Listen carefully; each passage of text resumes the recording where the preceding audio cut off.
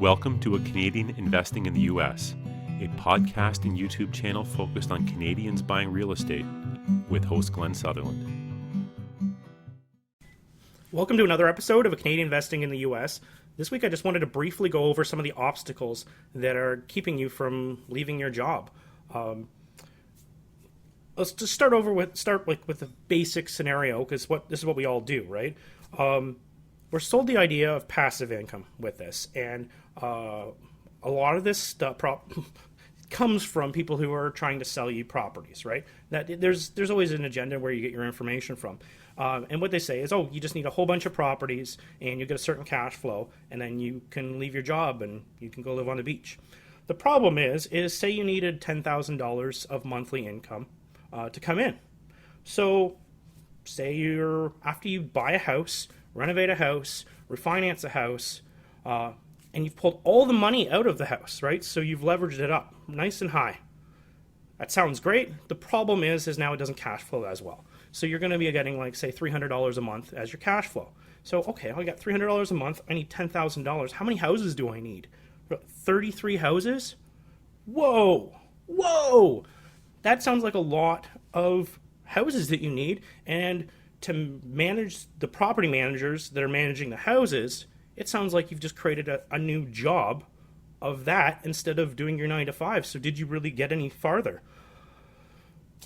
So the reason to do this is the velocity of money. You need to be doing BRRRRs, like I preach, so that your money's going out and your money's coming back so that you can put in another project. If you're just buying stuff off the MLS at market value and renting it, sure, you can probably make your $500 a month, but your money's stuck in the property. So are you farther ahead? I would say no. I would say that you're just putting yourself in a corner.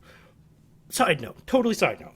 But what you need to do in order to get to a comfortable level and not need so many houses to do this is you need to mix your passive and active income. What does that mean? Well, think about some of the active income things that you can do when you're talking about real estate. Well, flipping. I don't recommend doing straight flipping business because it's just a new job. Like, that is a new job. But flipping will give you chunks of money, right? It will give you chunks of money. So maybe instead of needing those 33 houses to survive, if you just did two of the houses you bought a year, you decided to flip them instead of keeping them, well, that just generated your, I don't know, 50 grand a year, 100 grand a year. I don't know how good a flipper you are, and what market you're in.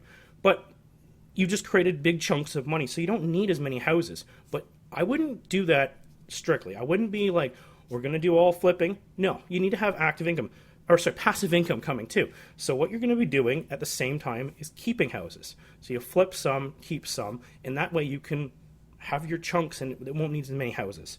It's kind of a mix, but anyway. So what are some other ideas for ways to get money now? Because really there's 3 types of money, right? There is short-term money, medium-term money, and there's long-term money. And as soon as I word it like that, I know people who listen to the show, their ears are popping, they go, he's talking about a lease option. Yes, a lease option will give you all 3 pieces, right? You get a deposit up front. Some people just put it in an escrow account. Some people use it to live off of. You just got to factor that into your exit strategy because you don't want to be coming up with money when the tenant buys the property from you. But you'll get a cash flow throughout and you'll get a cash at the end. So there's all three levels of money. That sounds great, right? Yep, sounds good. One way to do it. But like everything, they always say 7 streams of income. So you want some other different ways of doing it. I do lease options, but I don't strictly do lease options. We do them very here and there. Anyway, public speaking. Some people can make a lot of money doing public speaking. I haven't figured out how to do that. I don't think that is a really achievable way to do it. But some people, if you're like a really big person, you're a Donald Trump, or somebody like a real estate tycoon, you can get paid, Grant Cardone, you can get paid to travel around and do this, and it's very active income. You're on the road, you're traveling all over the place, but you can make a lot of money in short periods, right? So you don't need as many houses, right, in order to hit whatever your goal is. You can create a course. It seems like that is the most popular thing right now. I personally don't believe in that. I believe all the information is out there for free, so you're just selling someone else's information. And I know people believe that they're helping by shortcutting the process and charging people money for it, but you're selling someone else's information. It's almost like a copyright thing, but I know it isn't. But I believe in giving it all away for free. But there is lots of people who create courses, and they do very well creating courses. If you're going to buy into a course, make sure that the person you're buying it from actually has some experience.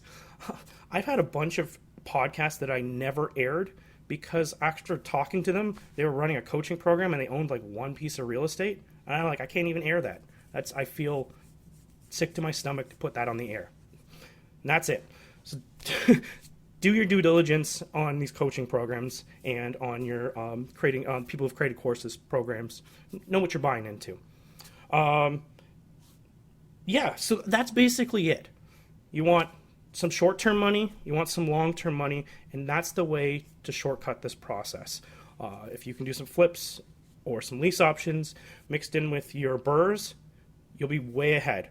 If you just do burrs, it's gonna take a lot of houses. If you just do flips, you have a new job. If you just do lease options, you know what? You could possibly just do lease options and be okay. And if you just do courses, you're not doing real estate, and you shouldn't be selling courses. Anyway, have a great week, everybody. If you want to get a hold of me, email me at glenn@glensutherland.com. Thanks. Bye.